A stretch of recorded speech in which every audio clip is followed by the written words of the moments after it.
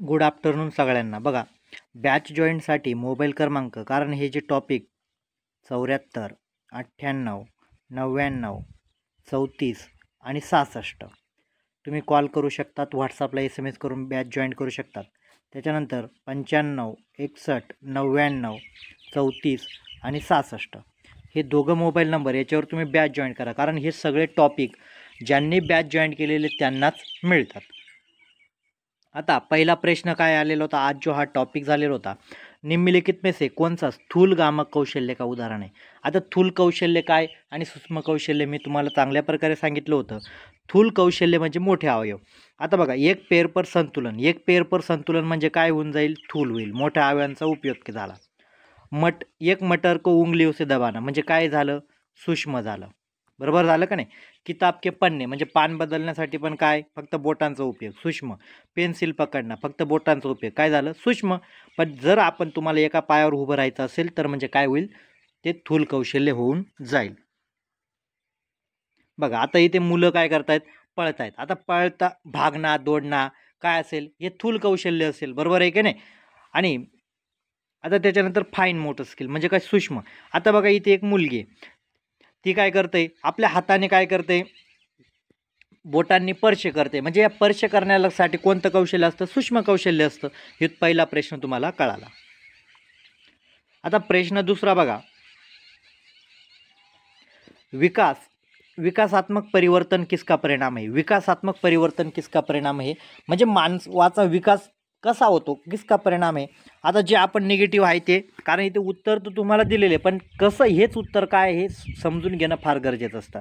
जे निगेटिव्ह आहे ते आपण काढू. किसी व्यक्ती का केवळ आनुवंशिक ढाचा, बघा, किसी व्यक्ती का केवळ आनुवंशिक ढाचा म्हणजे व्यक्तीचा विकास फक्त आनुवंशिकतेनेच होतो का. समजा एखाद्याचे वडील चांगल्या आपण म्हणतो ना, पैलवान असेल किंवा खूप बॉडी बिल्डर असणे, तर मग त्याचा विकास चांगलाच होईल असं आहे का. म्हणजे फक्त आनुवंशिकतेने विकास होईल का, तर अजिबात होणार नाही. केवळ सामाजिक ते कसं काय विकास होईल. आता समजा एखादा कुपोषित बालक असेल, बरोबर आहे का नाही, तो अपंग असेल, तर तुम्ही त्याला किती चांगलं समाजात दिलं तरी तो काय होईल, त्याचा विकास होईल का जसा पाहिजे तसा, अजिबात होणार नाही. म्हणजे काय, ना तो आनुवंशिक ना तो पर्यावरण. मग चौथा ऑप्शन काय म्हणते, मानवाच्या विकासामध्ये ना तर पर्यावरणाचा वाटा आहे ना अनुवंशाचा वाटा. असं कधी होईल का. पण मानवाचा जर विकास व्हायचा असेल तर पर्यावरण पण महत्त्वाचं आहे आणि अनुवंश पण महत्त्वाचं आहे. म्हणून ऑप्शन 1 काय म्हणतंय, अनुवंश और पर्यावरण की परिस्थितियों का अनूठा सहयोग म्हणजे आंतरक्रिया. ज्या वेळा अनुवंश आणि पर्यावरण यांच्यात आंतरक्रिया होतील तेव्हाच मानवाचा विकास होईल. फक्त आनुवंशिकतेने विकास होणार नाही आणि फक्त पर्यावरणाचे विकास होणार नाही. दोघांच्या काय झाल्या पाहिजे, संयोजन म्हणजे आंतरक्रिया झाल्या पाहिजे. म्हणून ऑप्शन उत्तर काय आलेले, हेरिडिटी अँड एन्व्हायरमेंट. बरोबर आहे का नाही. हे सगळ्यात महत्त्वाचं असतं. आता तुम्हाला सगळ्यात महत्त्वाचं काय असतं माहिती आहे का, तुम्ही समजून घेतलं. आता बघा, आता सामाजिक विकास, इथे आपण समाजामध्ये ज्या वेळा व्यक्ती येतो, आता अनुवंशामध्ये आता बोलणं कुठे शिकलो, अनुवंशाने शिकलो का. आता बघा, इथे मुलं काय करतात, एकमेकाशी बोलतायत, तर मग हे कुठे अनुवंशाने शिकून आले का, अजिबात नाही. तर काय करताय, एक समाधान निर्माण झालं. समाज म्हणजे काय, वातावरण. म्हणजे वातावरणात पण आपल्याला काही, आणि आपल्या अनुवंशिक पण काहीतरी गुण असतात आणि वातावरणीय गुण जेव्हा असतात यांची आंतरक्रिया होते तेव्हा मानवाचा विकास होत असतो. आता त्याच्यानंतर प्रश्न 3 दिलेला आहे,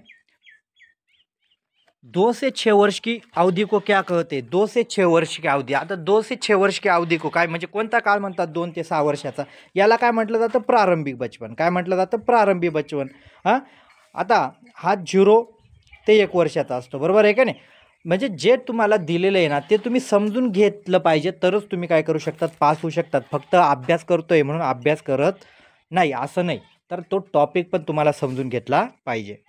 आता प्रश्न जेवढे तुम्ही समजून घेणार. आता बघा, प्रारंभी बचपन या वयात काय असतात, लहान मुलं जे वस्तू म्हणजे याला खिलौने की अवस्था असं म्हटलं जातं. मोठ्या प्रमाणात फक्त खेळ खेळायचे, वस्तू घ्यायच्या, यांच्या संदर्भातच काय असतं ते विचार करतात.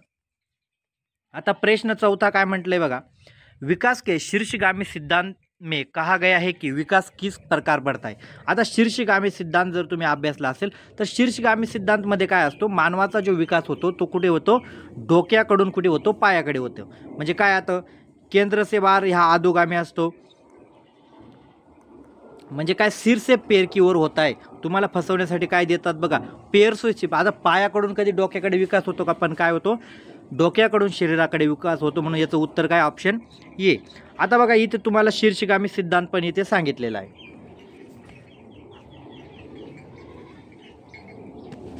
आता बघा इथे एक मुलगा दाखवलेला आहे. म्हणजे याच्यामध्ये माणूस जेव्हा मूल जन्माला येतं पहिले काय, ते आपले मान सांभाळणं शिकतं, बरोबर आहे का नाही. मग हळूहळू त्याचा हातापायांचा विकास होतो. म्हणजे याला काय म्हटलं, शीर्षगामी विकास असं म्हटलं जातं.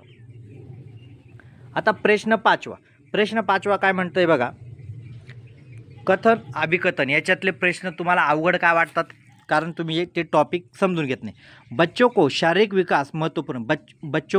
विकास महत्वपूर्ण है क्योंकि ये बच्चों के सामाजिक व संज्ञानात्मक विकास को भी प्रभावित करता है. म्हणजे बघा, बच्चों का शारीरिक विकास महत्वपूर्ण आहे, म्हणजे मुलांचा शारीरिक विकास महत्त्वाचा आहे. तो काय करतो, सामाजिक आणि संज्ञानात्मक विकास को प्रभावित करताय म्हणजे त्याच्यावर सुद्धा तो परिणाम करतो. म्हणजे कसा परिणाम करतो, आता एखादा विद्यार्थी समजा त्याचा जिभेला काही प्रॉब्लेम असेल, म्हणजे एखादा दृष्टीबाधित असेल अनुवंशिकतेने, तर काय होईल, नक्कीच त्याच्या सामाजिक विकासावर त्याचा प्रभाव पडेल. आणि संज्ञानात्मक विकासावर कसा प्रभाव पडेल, म्हणजे एखाद्याला जन्मताच त्याला म्हणजे अपंगत्व जन्माला आला, तर समजा तो कुठेतरी मुलं क्रिकेट खेळताय आणि त्याने बघितलं, तर त्याला पण वाईट वाटेल ना, का नाही बाबा, मग तो विचार करेल, मला हात राहिला असता तर मी क्रिकेट खेळलो असतो, पाय असता तर मी यांच्याबरोबर पळलो असतो. म्हणजे काय झालं, संज्ञांवर पण त्याचा प्रभाव झाला आणि सामाजिक विकासावर प्रभाव झाला, बरोबर आहे का नाही. म्हणजे काय, कथन योग्य आहे. बचपन में विकास के सभी आयाम एक दूसरे से जुड़े हुए तथा एक दूसरे को भेद प्रभावित करते. म्हणजे बघा, सगळे आयाम काय असतात, एकत्र असतात, बरोबर आहे का नाही. शारीरिक असेल, सामाजिक असेल, संवेगात्मक असेल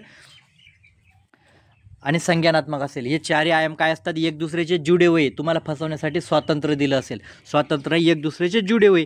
आता बघा इथे पण काय दिलं, विकासाच्या आयामाबद्दलच बोलल्या गेलं आणि इथे पण काय केलं, विकासाच्या आयामाबद्दलच बोलल्या गेलं. म्हणजे काय, दोघं एकाच टॉपिकवर बोलत आहेत. मग ज्या ठिकाणी दोघं एकाच टॉपिकवर बोलत असतात आणि दोघं खरे असतात, ते काय करतात, एकमेकाची व्याख्या करतात.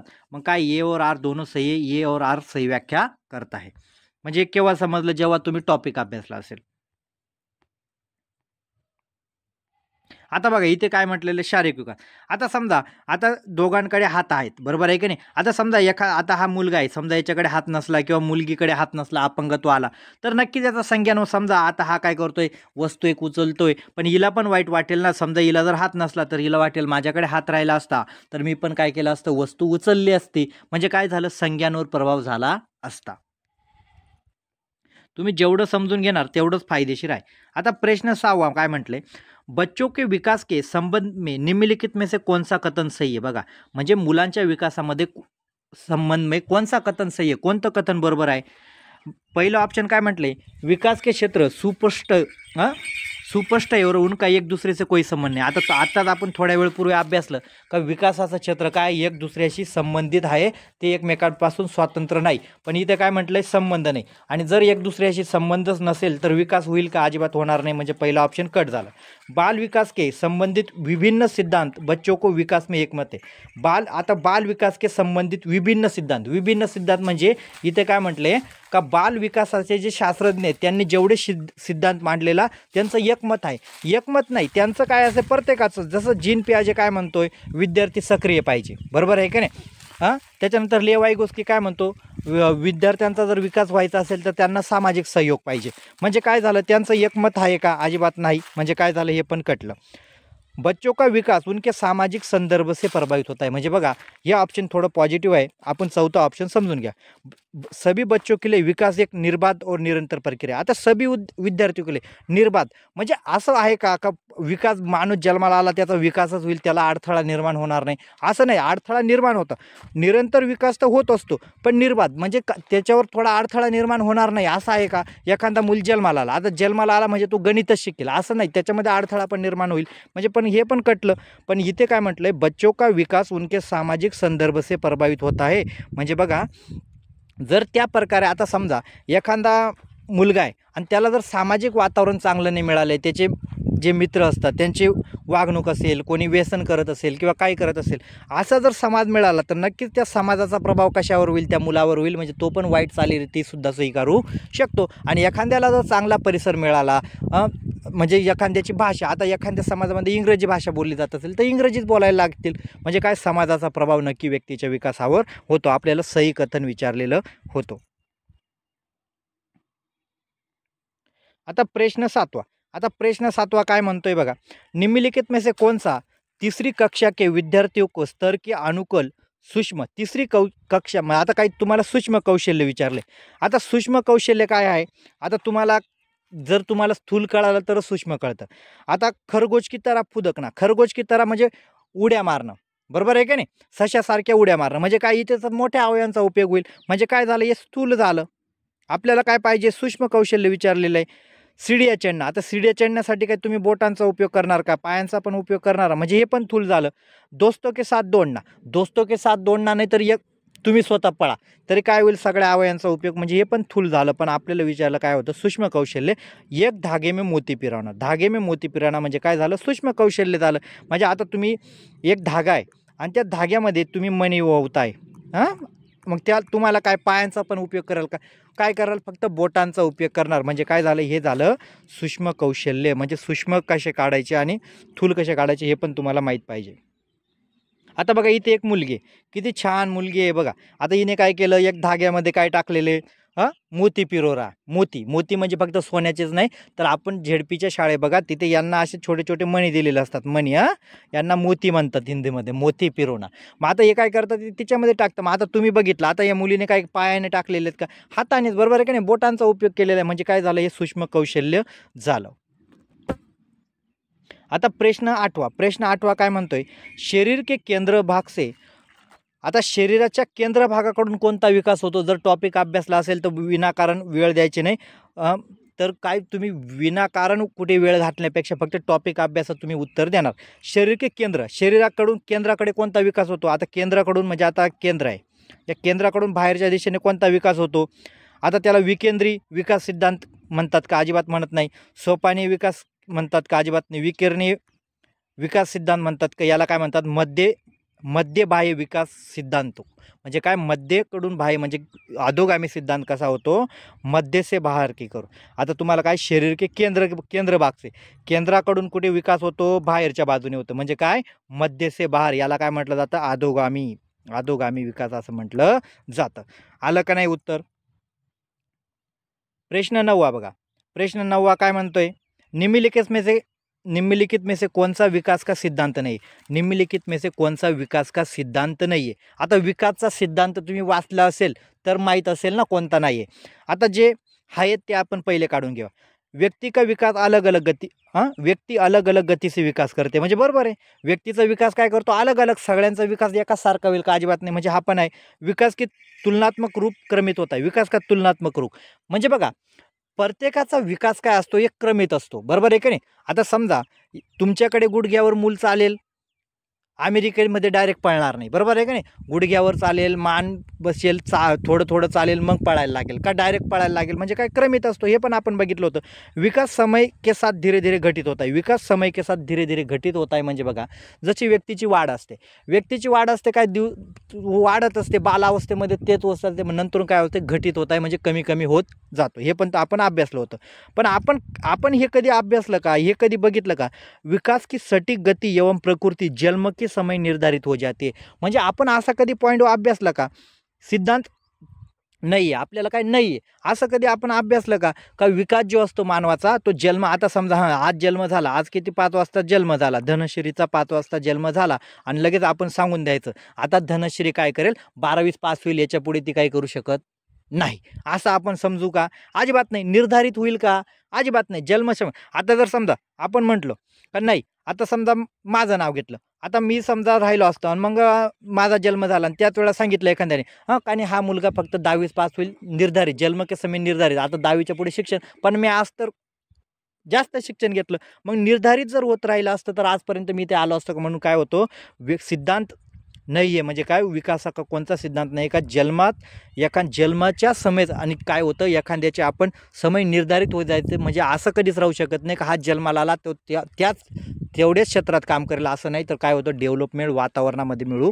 शकते. आता प्रश्न 10वा आणि शेवटचा प्रश्न, विकास का शीर्षगामी सिद्धांत प्रतिका. शीर्षगामी सिद्धांत म्हणजे आपण आत्ताच अभ्यासला. शीर्षगामी सिद्धांत म्हणजे काय, विकास कुठे डोक्याकडून कुठे होतो, पायाकडून होतो.